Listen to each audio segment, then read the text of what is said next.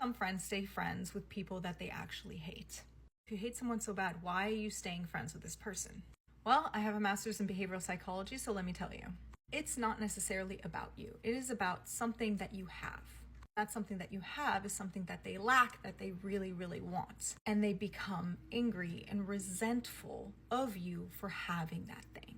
And that thing could be a multitude of things. It could be certain personality traits. It could be how genuine you are, how authentic you are. It could be the fact that when you put your mind to something, that you complete it and you get it done. It could be your discipline. It could be your communication skills. It could be honestly anything.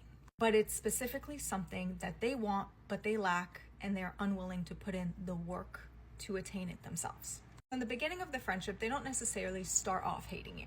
Usually that specific thing that they are now resenting you for is something that intrigued them about you, something that lured them in, something that brought them into your energy, something that they wanted to learn and were inspired by.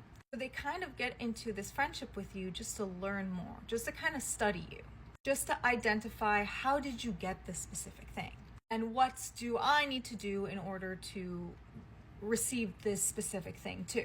And most of the time, people that are very toxic, superficial, manipulative, or tend to change their personality and chameleonize themselves a lot based on different people, they think that you are faking it, that you're putting on a show. So they want to learn like how to put on the same show. But if this is a trait or a thing that you have that is authentic and genuine to you, at first they will start to mimic you.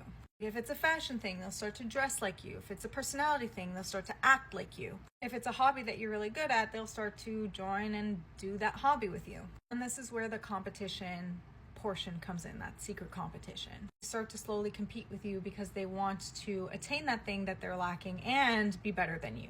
But the more they start to do it, the more they start to mimic you, the more they start to pretend to be like you, the more they start to compete with you, the more they start to become resentful of you. Because they start to realize that personality trait, that thing that you do, that hobby that you're really good at, these are all things that are either gifted to you, like a talent or just naturally genuine type of thing, an authentic thing, a thing that makes you special. Or it's something that you really, really worked hard to master. Maybe it's a mental health skill. Maybe it's a coping skill. Like maybe you went through a lot of trauma and you worked really, really hard to master this thing, and that you work on it every single day. And it's sometimes not easy for you. Same goes with a hobby or maybe a sport. They realize how much time, effort, and work it takes to have that thing. And this is where they become super envious of you, super jealous, super resentful, super angry towards you. But it has nothing to do with you. And it has everything to do with what they're feeling on the inside. And it could just be simply the fact that you're a genuine, authentic person, that you're not faking it. And they get resentful of that because they've been faking it the entire time. They've been pretending to be someone that they're not. And they don't understand the ability of being genuine and authentic and not having to fit in. They don't understand that you can still be yourself and people can still like you. Like, they don't understand that concept. Or if it's a hobby or a sport that you're really good at, or something just that you're really, really good at, they don't understand the idea of consistency and discipline. They don't want to put the work. They don't want to put the effort. They just want to have it. They want to receive the fruits of the labor without actually doing the labor. And that's why they end up hating you and not liking you and staying friends with you, because they want to be in that sphere. They want to be in your aura. But the more that they're in your aura, the more they realize all of their lack. The more they realize how much work they are not putting in, how non-genuine they are, how fake they are, how much they pretend, how much they lie, like how manipulative they are. You're literally standing in front of them and you're a mirror to the things that they need to work on. So instead of them working on themselves, or instead of them leaving the friendship, because if it's too much, then leave and find yourself somewhere else. No, because That is the hard part to do. That is the part where you have to look inward and have self-reflection and accountability and have a genuine bone in your body and want to actually work on yourself. But most toxic people don't want to do that, so they stay in the friendship or the relationship. And if they can't be you, they will destroy you. And they will slowly start chipping away at you. Because now they're so mad at you for being who you are that they have to destroy who you are. They have to make you less than. They have to make you lower than they are so that they can feel better. And when they finally do that, when they chip at that like 1,000 knives in your back, that's when they discard you. That's when they ghost you. That's when they leave you. Because now you're bleeding by yourself on the floor. And they did everything they wanted to do, and now they get to leave you and laugh. And these are the most terrible, terrible type of people. And I wish that no one experiences this type of person. And if you have experienced this type of person, then this page is for you. This is how you know that a woman secretly hates you and that she's not your friend. Hopefully this will benefit people who are a little bit younger or a little bit more naive than I am.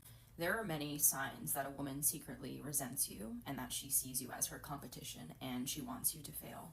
These signs are not always going to be obvious, but if you know what to look for, then you will see what I'm talking about. One of the most subtle ways that a woman will show her resentment for you is by glaring at you from across the room when she thinks you can't see her. When women glare, they are expressing their resentment towards you in the most subtle way possible. Another very, very clear sign is that these women will never have anything good to say about you. Every word out of their mouths when it comes to you is snide, passive-aggressive, some kind of a backhanded compliment, something that is meant to undermine your confidence. A lot of these statements will be disguised as jokes. That's something that people love to do as a cover-up for bullying, is they like to say that they're just joking. But if you think about it this way, there are many things that a person could joke about, but if they always choose to joke about something that is mean and hurtful, they're just using humor to disguise their hatred for you. Another sign is that this woman will never be happy for you. Like, if something good happens to you, she's never, ever, ever going to be happy or congratulate you. But a woman who secretly hates you is going to resent you when you're doing well in life. And because she sees you as her competition, the first thing that she wants to do is bring you down. And she will do that in subtle ways by laser focusing on your insecurities and the things that you do poorly. Because in her mind, if she can bring you down, then she doesn't have to feel as badly about herself. Like they say, misery loves company. And in order to be little, you have to be little. If she sees you as up here, she wants to bring you back down. And she will do that with little passive-aggressive statements, or she will withhold praise or anything that is kind and uplifting to you. She will only say things that are critical. She will only say things that are underhanded to make you second-guess yourself and to detract from the fact that you're doing well and possibly doing better than her. Another clear sign is that this woman will not want you around any of her male friends or her male partner, because women like that are very patriarchal and they see pretty much every other woman as competition. So if a woman is threatened by you, especially if you are physically attractive, she will not want you to be around men that she knows, because if you are in their presence, then you're taking the attention away from her. And she needs that attention to feel any kind of self-worth. She's so insecure that without the constant attention and validation from people, especially from men, she doesn't feel good about herself, you know?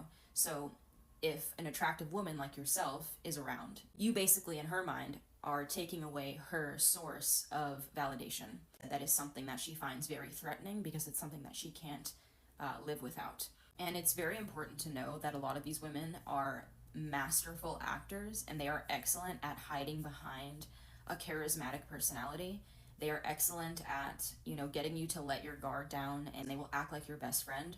But if your intuition is telling you that what they're doing is forced or fake or disingenuous, chances are that they're only putting on this act for you so that you keep your guard down and they can maintain access to you. Because when women see you as their competition, when they're jealous of you, they actually, contrary to popular belief, they actually don't want to cut you off. They want to keep you around because they want to be able to monitor you and have access to you. Because when they have access to you, they know more information about you. They know your personal affairs. They know your insecurities. And all of that can be used as ammunition to tear you down. Like, just because a woman is nice to you does not mean that she likes you. And that is something that a lot of naive and empathic women like myself, we are very easily fooled by charisma and charm and friendliness, and we mistake that for a good heart. We mistake that for sincerity and being genuine, and we don't see that those qualities can be used as a manipulation tactic. And believe it or not, a part of me still does maintain a certain level of compassion for these women, because this behavior originated in patriarchal society. Men are the reason that women have been pitted against each other and taught to see each other as competition. Patriarchy is the reason that women are so insecure, because they are constantly taught to value themselves only by how well they are liked or how physically attractive they are. Women's number one priority has always been to be the most well-liked, to be the most attractive, because they genuinely in their minds think that relationships between women are like a vicious sporting event, this cutthroat competition. That's what the patriarchy has trained them to think. And so they don't think that they're doing anything wrong, because they truly have been led to believe that women are each other's competition, and that if you are not constantly tearing other women down, then you are going to be the underdog. You're trying to claw your way to the top of these social ladders. You don't want other women to have that position. So what do? You do everything that you can to bring those women down. You are fake to them. You spend time with them to learn information about them that you can use against them. And that's how the patriarchy has warped women's self-perception and their relationships to each other. And that's where this behavior comes from. Have you ever realized that one of your friends secretly think that they're better than you? And it's not something they say directly, it's how they see you. They put you in a box in their mind already, and when you do anything outside of that box, it surprises them. Like, they know you can do well, but only to a certain level. And that's when you realize they don't see you for who you really are. They see the version of you that makes them feel superior.